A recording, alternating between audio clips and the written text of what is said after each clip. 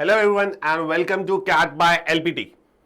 Cat में 90 days around बाकी हैं। अगस्त का महीना चल रहा है, सितंबर, अक्टूबर एंड नवंबर, बस 3 महीने के बाद आपका कैट का पेपर है। तो इस 3 महीने में आप क्वांट को किस तरीके से करो, क्योंकि ये टाइम हो चुका है, जिनका कोर्स हो चुका है वो प्रॉपर तरीके से रिविजन करें। जिनका नहीं हो गया है, जिन्होंने कुछ पर्टिकुलर टॉपिक्स हो गए, 50% तक कोर्स हुआ है, तो उनको भी पता होना चाहिए किस तरीके से अपना कोर्स को आगे बढ़ाना है और अब किस तरीके से हमें चलना है। तो आज की वीडियो में we are going to discuss about quant framework कि आपकी रिवीजन स्ट्रैटेजीज क्या होती है, हो सकती है 90 डेज के अंदर। 90 डेज जो कि मेन इंपॉर्टेंट डेज है, क्योंकि एंड के दिन एग्जाम्स के लिए वैसे भी बहुत इंपॉर्टेंट होते हैं, यू नो दैट।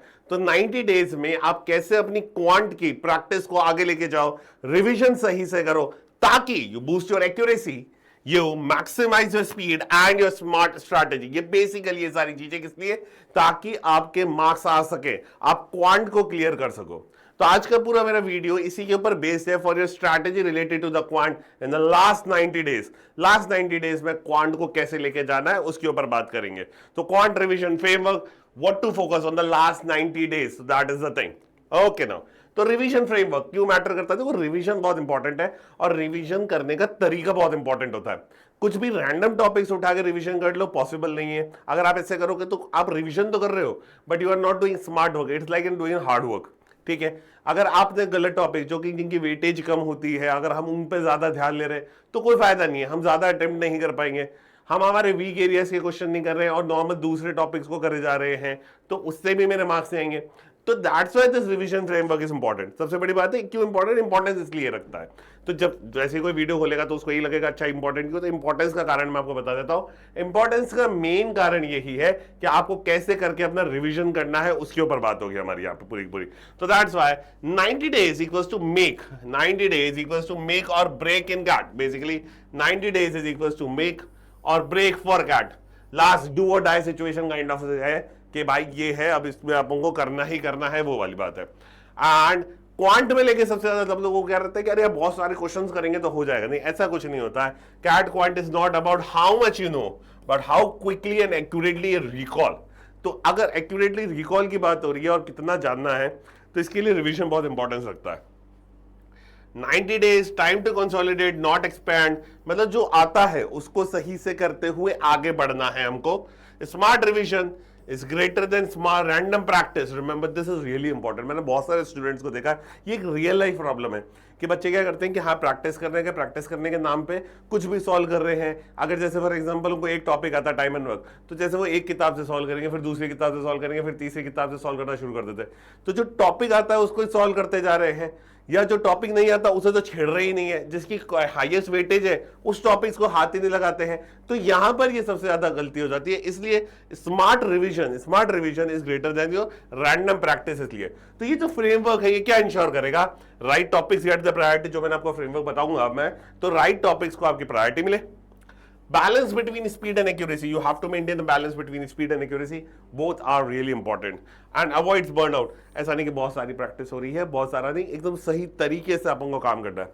तो स्टेप बाय स्टेप बात करेंगे इसमें क्या क्या है। तो सबसे पहले स्टेप बाय स्टेप बात करेंगे अपन अलग अलग पर्टिकुलर स्टेप में। तो पहला स्टेप आपका क्या रहेगा वो, फिर then second, then third, then fourth, किस किस तरीके से काम करना है तो वो देखते हैं। चलिए, कोर फोकस एरिया क्या है? अगर कैट के हिसाब से को तो कोर फोकस एरिया क्या है, तो that is always your arithmetic is your always your core focus area, हमेशा कोर फोकस एरिया रहेगी। बहुत एक मिथ है, बहुत बड़ा मिथ है कि अच्छा ये आईएम पेपर बना रहा है तो ये इतने ज्यादा क्वेश्चन देगा, ये आईएम पेपर बना रहा है तो इतना ज्यादा क्वेश्चन देगा। प्लीज ऐसे मिथ्स में मत पड़िए, प्लीज ऐसे मिथ्स में मत पड़िए। नॉर्मल स्टैंडर्ड्स में देखोगे तो अराउंड आपके 10 से 11 क्वेश्चन पड़ेंगे। अब किसी पेपर में 9 आ गए या किसी पेपर में 12 आ गए तो कि नहीं वो ज्यादा बताएगा, इससे कोई फर्क नहीं पड़ता। तो याद रखिएगा arithmetic is really important and highest weightage. क्यों हाईएस्ट वेटेज में मानता हूं अर्थमेटिक की? क्यों? क्योंकि बहुत कनेक्टेड होती है ना। आप अगर एक स्टूडेंट है तो आपके बहुत कनेक्टेड होगी क्योंकि आप कर सकते हो, तो इसलिए हाईएस्ट वेटेज भी होती है। इमोशनली कनेक्टेड होता है सब बंदा। तो मैं हमेशा कहता हूं अरिथमेटिक तो आपको अच्छे से करके जानी है। फिर उसके बाद medium weightage to high weightage में आ जाता है एल्जेब्रा। अगला टॉपिक जो होता है आपका एल्जेब्रा। तो अगर कोई फॉर एग्जांपल हाईएस्ट वेटेज कोई बंदा है कि अरिथमेटिक कर ही नहीं रहा, मॉडर्न मैथ्स सॉल्व कर रहा है, तो ये गलत हो जाएगा। तो ये पता होना जरूरी है कि arithmetic is highest weightage, then we will go for the algebra. फिर मीडियम वेटेज में ज्योमेट्री एंड मेंसुरेशन लेनी है आपको, ठीक है। फिर उसके बाद में नंबर्स के इंपॉर्टेंट कॉन्सेप्ट सारे के सारे तो आते हैं, इंपॉर्टेंट कॉन्सेप्ट वो सारे। फिर आती है आपकी modern maths, permutation, combination and low. तो अब इसको याद रखिएगा। अब फॉर एग्जांपल ये फ्रेमवर्क क्या इंश्योर कर रहा है, फॉर एग्जांपल एक स्टूडेंट है ए, पता चला कि वो नंबर्स की ज्यादा प्रैक्टिस कर रहा है, अरिथमेटिक बिल्कुल ही नहीं करता, या अलजेब्रा की ज्यादा प्रैक्टिस, अलजेब्रा की बिल्कुल प्रैक्टिस नहीं करता, मॉडर्न मैथ्स कर रहा है, तो ये गलत हो जाएगा। तो ये फ्रेमवर्क में लाया इसलिए सबसे पहले बात कर रहा हूं कोर फोकस एरियाज क्या होंगे। तो अब कोर फोकस एरिया कुछ इस तरीके से रहेंगे, अरिथमेटिक को हाईएस्ट देंगे, then algebra, then geometry, mensuration, numbers, and then we will be going for the modern maths. तो रिमेंबर अपन को कुछ इस तरीके से काम करना है इसमें। चलिए, तो these are the core focus area.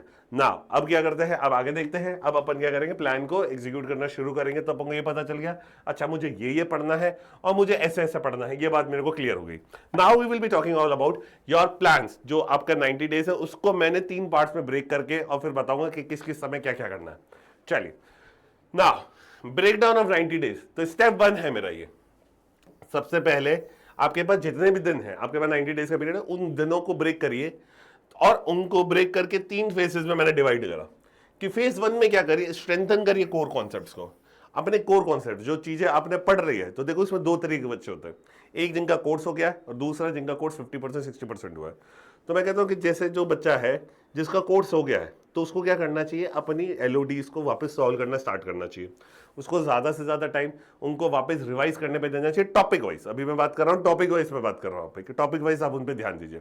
जिनका 50 to 60% का हो गया वो क्या करेंगे, जो आगे चल रहा है उसको तो आगे करते ही रहो, जो आप 40% बाकी रिमेनिंग वो तो करते रहिए, लेकिन जो चैप्टर्स हो गए हैं उनको प्रैक्टिस करना स्टार्ट कर दीजिए यहाँ पर। तो this would be quite important for you, ठीक है ना। तो यहाँ पर ये इंपॉर्टेंस रखता है। देन जैसे ही आपका जो टॉपिक्स हो गए हैं वो आपके रिवाइज हो रहे हैं, जो 40 जिनका 60% कोर्स हुआ है, 50% हुआ है, टॉपिक्स हो रिवाइज हुए हैं, और जो नए नए चलते जा रहे हैं, और फिर उनको भी इसके अंदर इंक्लूड करके रिवीजन में डाल दीजिए, और ऐसे करके एक रिवीजन का पूरा कंप्लीट कर लीजिए। ये मेरा फेज 1 हुआ। फेज 2 में क्या करेंगे, हम स्पीड की प्रैक्टिस करेंगे plus mix practice. Mix practice यानी mix of question, for example geometry आ गया, अर्थमेटिक आ गया, अलजेब्रा आ गया, सारे टॉपिक्स को मिक्स करके करना चालू कर दूंगा। तो this would also help you out, क्योंकि एग्जाम में पेपर ऐसा नहीं होगा ऐसे टाइम एंड डिस्टेंस के क्वेश्चन आएंगे या टाइम एंड वर्क के क्वेश्चन आएंगे, नहीं, मिक्स क्वेश्चन आते हैं। पहला टाइम एंड वर्क आया, फिर ज्योमेट्री आ गया, कुछ भी आ गया, तो वो मिक्स प्रैक्टिस जरूरी है। Switching off brains is really important. तो यहां से आपकी स्विचिंग ऑफ ब्रेन्स की प्रैक्टिस होना चालू हो जाएगी। तो फेज 1 मेरा 1 से लेकर 30 दिन तक का है, फेज 2 मेरा 31 से लेकर 50 डेज तक का है, एंड फेज 3 के अंदर मैं क्या करूंगा, मेरे मॉक्स का रिविजन पे ज्यादा ध्यान दूंगा, प्रीवियस ईयर पेपर्स पे ज्यादा ध्यान दूंगा। ये मेरा पूरा की पूरी स्ट्रैटेजी इसके ऊपर होगी, पूरी की पूरी स्ट्रैटेजी, प्रीवियस ईयर पेपर्स, मॉक्स के एनालिसिस और ये सारी चीजें मैं इस पर ध्यान देने वाला हूं। तो फेज 3 मेरा कुछ इस तरीके से डिवाइड होगा। तो ये मैंने 3 फेजेस में इसको डिवाइड किया है, आपको इस तरीके से इसकी प्रैक्टिस लेके चलनी है।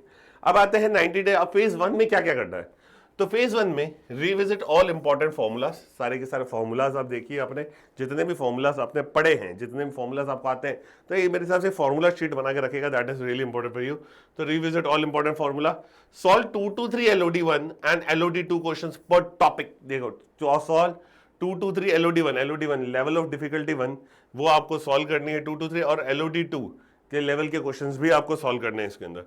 आइडेंटिफाई वीक एरियाज, और यहां से आपको पता चल जाएगा कि मेरा वीक एरिया क्या है। अब जैसे जैसे रोजाना आप टॉपिक करते जाओगे, उसकी प्रैक्टिस करते जाओगे, तो यहां से आपको पता चलता जाएगा।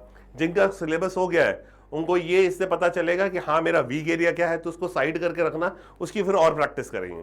और जिनका 60% सिलेबस हो गया, जिनको लग रहा है कि हाँ मेरे को तो ये टॉपिक आता है, तो वो उनको भी पता चल जाएगा अच्छी तरीके से आता है या नहीं आता है, तो वो सारी की सारी चीजें यहाँ पे आपको पता चल जाएगी, और आपका वीक एरिया आप आइडेंटिफाई कर सकोगे। फिर उसमें अपन थोड़ी सी और मेहनत करेंगे।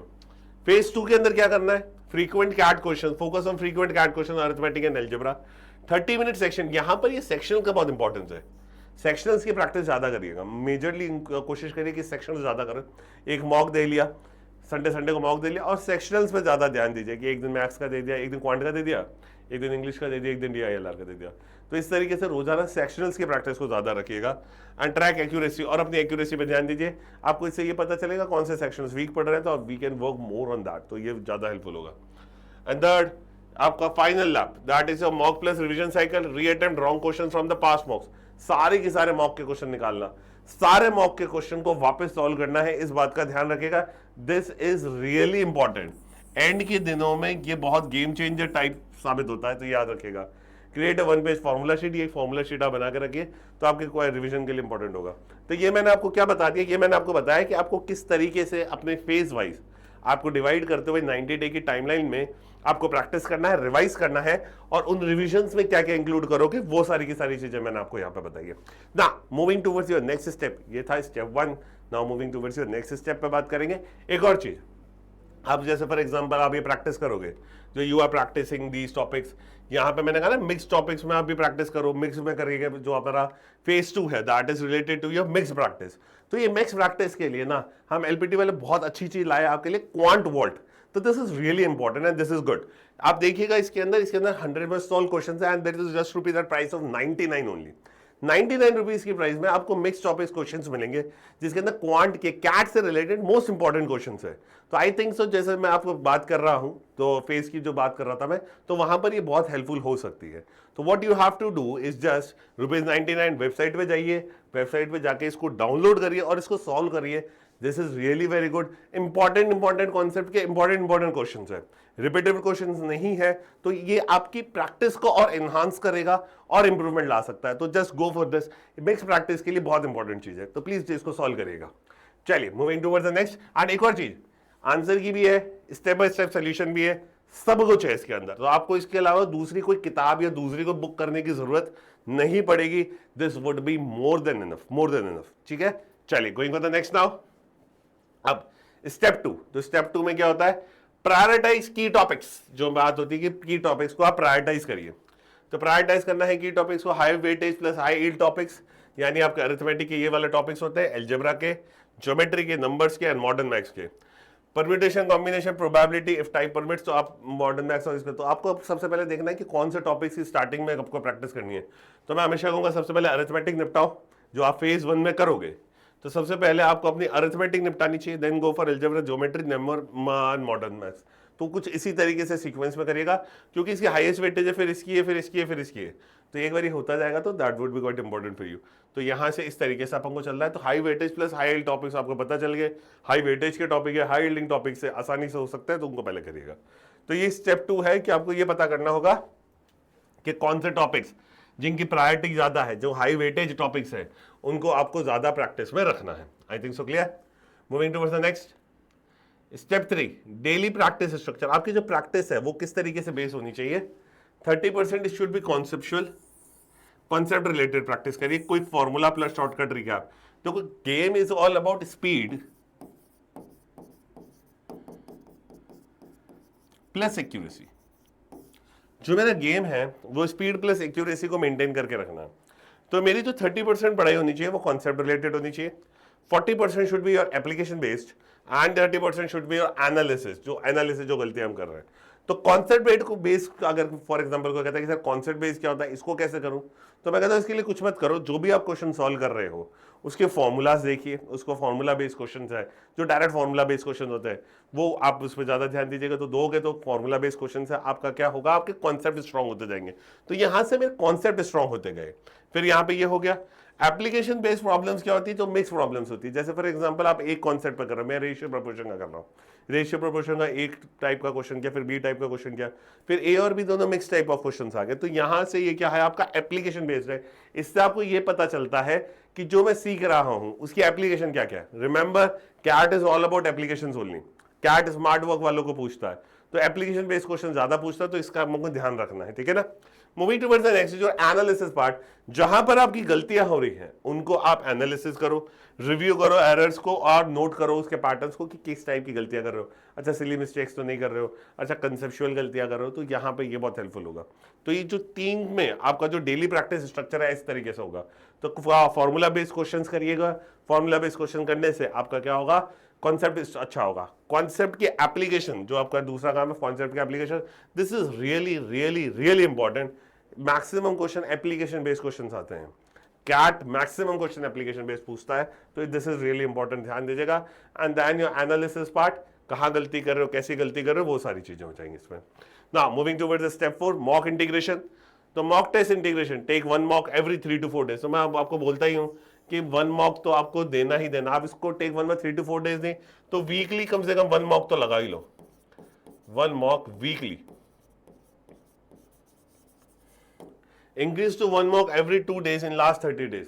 लास्ट 30 days के अंदर मॉक की इंटेंसिटी बढ़ा दो, 1 से 2 मॉक कर दीजिए, मॉक बढ़ा दीजिए। Post mock analysis more important than score. After mock analysis is really important for you. अगर आप मॉक एनालिसिस नहीं कर रहे हो, इसके लिए मैंने 1000 बार एक बात बोली है आपको, एरर लॉग्स बनाइए। ये बहुत इंपॉर्टेंट है आपके लिए, गेम चेंजर रहेंगे ये सारी चीजें, एनालिसिस करना, ये मॉक का इंटीग्रेशन, ये बहुत ही गेम चेंजर चीजें हैं। तो याद रखिएगा, post mock analysis really important. इसके एरर लॉग्स बनाओ, देखो क्या क्या गलती कर रहे हो, build topic wise improvement log, और टॉपिक वाइज इंप्रूवमेंट लॉग्स भी बना सकते हो। तो this is really important, mock test integration. यहां से आपको ये पता चलेगा गलतियां क्या हो रही हैं, किस तरीके की गलतियां कर रहे हो, मॉक में क्या क्या गलतियां हो रही है। मैं नर्वस तो नहीं होता हूं, कभी कभी टाइम प्रेशर की वजह से, नर्वसनेस की वजह से गलतियां होती है, वो सारी चीजें, सिली मिस्टेक की वजह से गलतियां, वो सारी की सारी चीजें आपकी यहां पर आइडेंटिफाई हो जाएगी। तो गो फॉर इट, तो यहां से ये जरूर करिएगा। एंड स्टेप 5 आपका स्पीड एंड एक्यूरेसी वाला गेम है। तो आपको स्पीड और एक्यूरेसी पे ध्यान देना, जैसे मैंने कहा था speed plus accuracy. Learn to drop tough questions quickly, कोशिश करिए कि फटाफट कर सको, क्वेश्चंस को फटाफट करने की करिए, ताकि आप मतलब सोचने का प्रोसेस जल्दी हो जाए अपना, बेसिकली वो है। तो उस पर 2 minute rule, 2 minute rule is really important for you, don't over invest. 2 minute rule, अभी मॉक प्रैक्टिस करोगे ना तब समझ में आएगा कि हाँ ये 2 मिनट रूल में किस तरीके से है। 2 मिनट रूल में बेसिकली बस इतनी सी बात है कि 2 मिनट रूल कहते हैं कि किसी भी क्वेश्चन पे 2 मिनट से ज्यादा मत दो। अगर 2 मिनट हो गए तो आगे बढ़ जाओ, अगर नहीं समझ में आया छोड़ दो, कोई बात नहीं, रिव्यू कर दो। तो 2 मिनट रूल को फॉलो करिए। Revise shortcuts and calculation hacks daily, तो ये करिएगा। मैं इसके लिए हमेशा कहता हूँ रोजाना बच्चों को कि टेबल्स याद कर लो, स्क्वायर्स याद कर लो, ये this is quite useful. And maintain accuracy speed balance, तो एक्यूरेसी स्पीड बैलेंस को बना के रखिएगा। तो दीज आर द स्टेप 5। तो दिस वाज योर स्टेप 5 जो कि रियली इंपॉर्टेंट है आपको किस किस चीज पर फोकस करने के लिए। And moving towards last 15 days special, ये लास्ट का है मेरा। तो लास्ट में अगर मैं कहूँगा सेक्शन प्रैक्टिस को बढ़ाइए, क्यूए फोकस करिए, मॉक का एनालिसिस, फिक्स गैप्स, ये बहुत इंपॉर्टेंट है, this is really important. Revise only formulas and error logs, avoid new topics and focus on strength, remember. और इसके अंदर आप प्रीवियस ईयर पेपर्स भी देख लीजिए, इसके अंदर आप प्रीवियस ईयर पेपर्स को जोड़ सकते हो। मैं प्रीवियस ईयर पेपर करने लग जाऊं और जितने भी मॉक्स हुए हैं उनकी जो मिस्टेक्स हुई हैं वापस सॉल्व करूं, तो ये बहुत इंपॉर्टेंट रहेगा। तो this is will be really important for you. तो ये स्टेप 6 आप ये जरूर कर लीजिएगा। तो these are the steps that you can follow. तो these are the step 6, 6 step में मैंने आपको बता दिया कि आपको किस तरीके से करना है। तो I think so that would be really important, याद रखना। तो फाइनल की टेक अवेज क्या होंगे? 90 day quant revision is equals to core strengthening plus smart topic priority, mock driven improvement, speed accuracy balance and consistent focused efforts. तो ये basically रहेंगे मेरे फाइनल टेक अवेज आज के वीडियो से रिलेटेड। तो आज के वीडियो से रिलेटेड एक और वापस रिवाइज करते हैं हमने क्या क्या देखा आज। तो आज हमने क्या क्या देखा, सबसे पहले मैंने आपको बताया फेजेस वाइज डिवाइड कर लीजिए अपनी पढ़ाई को। क्या आपको करना है, इस दिन से लेके इस दिन तक मैं सारे टॉपिक्स को एक एक बार प्रैक्टिस कर लूंगा, फिर मैं इस प्रैक्टिस प्लस सेक्शंस लगाऊंगा और मेरी मॉक, हर संडे को मॉक तो आपको लगाना ही है और उसका एनालिसिस भी करना है। रिविजिट करिए सारे टॉपिक को। फेज 1 में क्या होता है, एलओडी 1 और 2 सॉल्व करना और इस तरीके से इसको सॉल्व करते हुए आगे बढ़ना है। फेज 2 के अंदर आपको अपने सेक्शनल्स पे ज्यादा ध्यान देना है एंड फेज 3 के अंदर मॉक के साथ सारी चीजें करनी है, पुराने जो क्वेश्चन में मॉक्स में गलती हुई है वो सारी की सारी करनी है। Then going for about CAT quant vault, तो मैंने क्वांट वॉल्ट के बारे में आपको बताया। Mix question, this is really very very important for you, this can be a game changer. आप जो मिक्स प्रैक्टिस कर रहे हो उसके लिए गेम चेंजर रहेगा। तो please go and download it. कहां से करना है आपको? एलपीटी टेक्स्ट से आपको डाउनलोड कर लेना है एंड जस्ट इसको एक बार सॉल्व करिएगा। मोस्ट इंपॉर्टेंट टॉपिक्स, मतलब मोस्ट इंपॉर्टेंट क्वेश्चंस है, you don't have to go anywhere else, तो कहीं पे जाने की जरूरत नहीं है। Then we talked about priority की टॉपिक्स करनी है आपको, डेली प्रैक्टिस किस तरीके से डिवाइड होगी, mock test integration and focus speed accuracy, और फिर फाइनल टेक अवेज मैंने आपको बता दिए। तो आपको इस तरीके से अपनी प्रैक्टिस को आगे लेके जाना है। तो रिमेंबर इट, आप एक बात का ध्यान रखिएगा, revise smart, practice sharp and the score will follow. Really ये होगा सही तरीके से, आप अगर स्ट्रैटेजी सही बना के करोगे प्रैक्टिस तो definitely everything will be good. तो I think so I am clear. तो अब आपको क्या करना है, you have what you have to do now. तो आपको क्या करना है, हमारे टेलीग्राम चैनल पर आप फॉलो कर सकते हो, कोई अपडेट्स है एग्जाम रिलेटेड अपडेट्स जो हम आपको टेलीग्राम चैनल पर बताते हैं। इंस्टाग्राम्स में आपको हमारे इंस्टाग्राम चैनल को भी फॉलो कर लेना है, तो इसमें कोई भी वीडियोस रिलेटेड है वो भी हम दे देते हैं आपको, सारी चीज़ें हो जाती है। कोई डाउट है, कोई प्रॉब्लम हो रही है तो आप मेरे को वीडियो में कमेंट में बता सकते हो, कहीं किसी भी किस्म की प्रॉब्लम हो रही है तो please let me no in this. कुछ भी प्रॉब्लम है कि सर इस तरीके से प्रैक्टिस करें, किस तरीके से प्रैक्टिस करें, कैट के कुछ related problem, concept related problem, तो please let me know. Concept related से याद आ रहा है हमारी 200 की सीरीज भी चल रही है, and then you can go for 0 to IIM series also. तो ये दोनों सीरीज को आपको वॉच करना है, देखना है कि किस किस तरीके से यहाँ पे चल रहा है काम, तो इनको देखिए, अपने कंसेप्ट को स्ट्रॉन्ग करिए। तो go through all of the things, and please let me no in the comment section कि क्या क्या प्रॉब्लम आप फेस कर रहे हो। चलिए, till then thank you and thank you very much.